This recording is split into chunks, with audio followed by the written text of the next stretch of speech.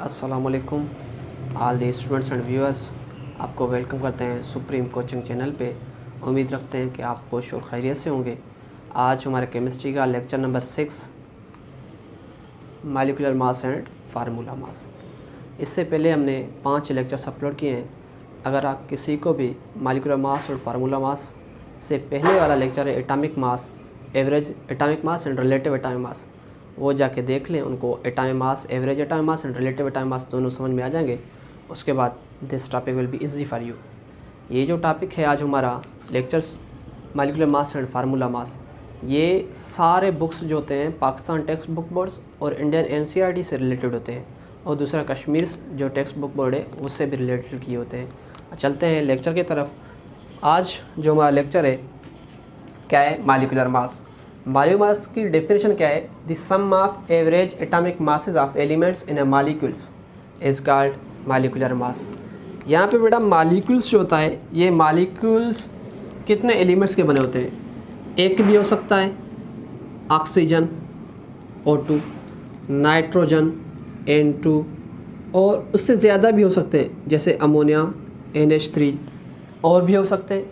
Means molecules कम से कम 2 elements, 2 atoms या उससे ज़्यादा एटम्स मिले हुए हैं तो उसे बेटा क्या बोलते हैं? मॉलिक्यूल्स बोलते हैं।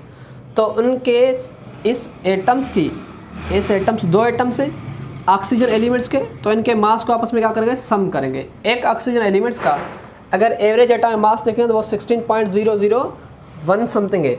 मीन्स यहाँ पे हम ऑक्सीजन क्या लिखेंगे? हम डेसिमल के बाद जो फ्रिक्शन होता है उसको क्या करें? इग्नोर करेंगे। 60.011 होता है तो क्या करें? 16 ही लेंगे, मीन्स 16 लेंगे।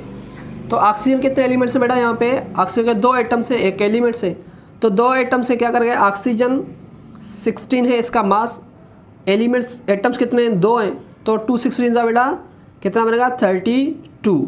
मीन्स ये क्या बना इसका? 32 AMU। और उसके बाद carbon, oxygen, carbon dioxides, carbon के कितने हैं? एक एलिमेंट से, तो आप कार्बन लिख लें। उसके बाद क्या लिख लें? ऑक्सीजन। ऑक्सीजन के कितने एटम्स हैं? 2। कार्बन का मास कितना है? 12 प्लस ऑक्सीजन कितना है? 16 मल्टीप्लाई बाय 2। मीन्स ये क्या आ जाएगा? 12 प्लस 16 मल्टीप्लाई 2 32। इनको ऐड कर लें तो बेटा कितना आएगा हमारा आंसर? 44 AMU आ जाएगा इसका आंसर। दूसरी बात, अगर सल्फ्यूरिक एसिड देख रहे हैं यहाँ पे हाइड्रोजन कितने आइटम्स हैं? 2 हैं। सल्फर कितना है? 1। ऑक्सीजन कितना है? 4। तो hydrogen multiply by 2 plus sulphur plus oxygen कितने हैं? Oxygen multiply bye 4। अगर इस तरीके से करेंगे ये आप लोगों के लिए इजी हो जाएगा। क्यों? क्योंकि पहले आपने क्या लिखा? एटम्स, ये एलिमेंट्स हाइड्रोजन है, दूसरा क्या एलिमेंट्स है? सल्फर है, थर्ड वन ऑक्सीजन एलिमेंट्स है। अगर ये एलिमेंट्स को आपस से अलग करके उनके बाद उनसे जितनी उसकी नंबर ऑफ एटम्स उनसे मल्टीप्लाई कर लो तो आपको मास मालूम करना क्या हो जाएगा? इजी हो जाएगा। अगर ये तरीका नहीं हुआ, कोई और तरीका आपने अप्लाई किया, शायद वहाँ पे गलती हो सकता है आप लोगों के लिए। तो ये क्या हो जाएगा? हाइड्रोजन का मास कितना है? 1 मल्टीप्लाई बाय 2 प्लस सल्फर का कितना है? 32 प्लस ऑक्सीजन कितना है? 16 मल्टीप्लाई बाय क्या हो जाएगा? 4। तो इसको कैलकुलेट कर रहे थे। 1 2 जा 2 प्लस 32 प्लस 4 16 जा 64। इनको क्या कर लें? आपस में ऐड कर लें। 4 2 एंड 2 कितना बनेगा बेटा? 8। और उसके बाद 6 और 3 कितना बनेगा? 9। मीन्स का आंसर क्या है? 98 AMU। ये जो मैंने लिखा है C6H12O6 ग्लूकोज, बेटा ये आप लोगों के लिए होमवर्क समझ लें या असाइनमेंट समझ लें। ये आप लोगों इसका आंसर कमेंट बॉक्स में सेंड कर देना। अगर कमेंट बॉक्स में सेंड कर देना ये आप लोगों को ईजी हो जाएगा। और दूसरी बात कि ये भी हो सकता है कि आप लोगों से इसका ये टर्म भी पूछ ले कि जो कार्बन डाइऑक्साइड या ऑक्सीजन का मास किससे मिला? AMU निकला। AMU में से आप इसको ग्राम में चेंज कर दें तो आपको पहले वाला जो लेक्चर्स मैंने बताया था वो लेक्चर्स किसके ऊपर था? अगर ये किस तरीके से दिया हुआ? AMU मीन्स आप लोगों को याद हो 1 AMU is equal to 1.66 into 10 power -24 AMU किस में आएगा, ग्राम में आ जाएगा। तो ये आप लोगों को याद होना चाहिए।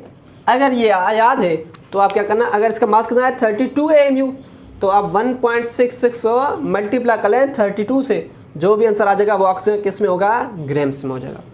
और दूसरा हमारा टॉपिक क्या है, फार्मूला मास। फार्मूला मास किसे बोलते हैं, sum of the atomic masses of elements in a formula. अगर उनका atomic mass of elements in formula में क्या कर लें, हम सम कर लें, तो क्या हो जाएगा, उसका मास को क्या बोलते हैं, फार्मूला मास बोलते हैं। आप देख लें, मैंने कुछ फार्मूलाज लिखे हुए हैं, lithium hydrogen sodium chloride, calcium hydroxide, sodium carbonates, इनके क्या गए मास बने हुए। यहाँ पे आप देख लें, मैंने इसमें भी ऑक्सीजन पहले लिखा है, carbon dioxide, sulphuric acid and glucose. यहाँ पे मैंने क्या किया कि सिंपल से कॉम्प्लेक्स की तरफ, इसमें भी सिंपल से कहाँ तक जाएंगे, कॉम्प्लेक्स की तरफ जाएंगे। अगर हम लिथियम का मास का बात करें तो लिथियम का मास कितना है, लिथियम का एटॉमिक नंबर 3 है, लिथियम का एटॉमिक नंबर 3, तो एटॉमिक मास कितना होगा इसका 7। हाइड्रोजन का कितना है 1, तो क्या आएगा इसका मास 8 AMU। अगर सोडियम क्लोराइड का बात करें, सोडियम का मास कितना है 23, प्लस क्लोरीन का मास कितना है 35.5 है।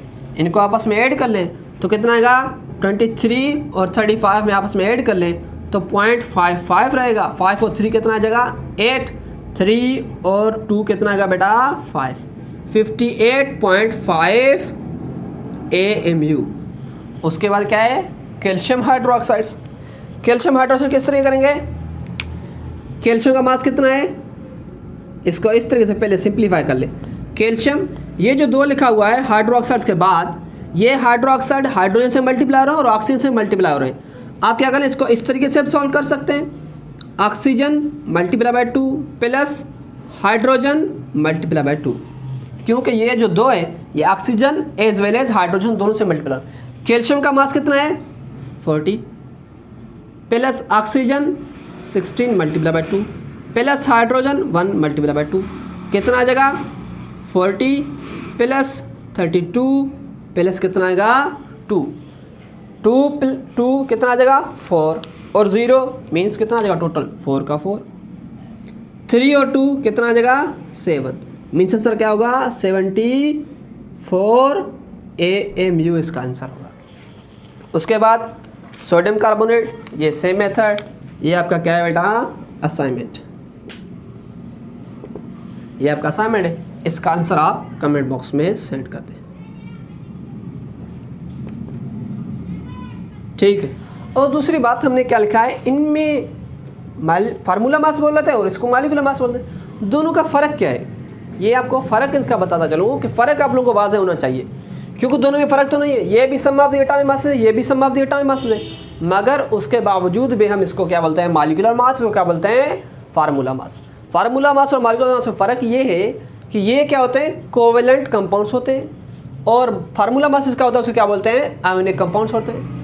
जो कोवेलेंट कंपाउंड्स हैं उनमें कौन सी बांड होती है, कोवेलेंट बांड होती है, इसमें कौन सी बांड होती है, आयोनिक बांड्स होती है।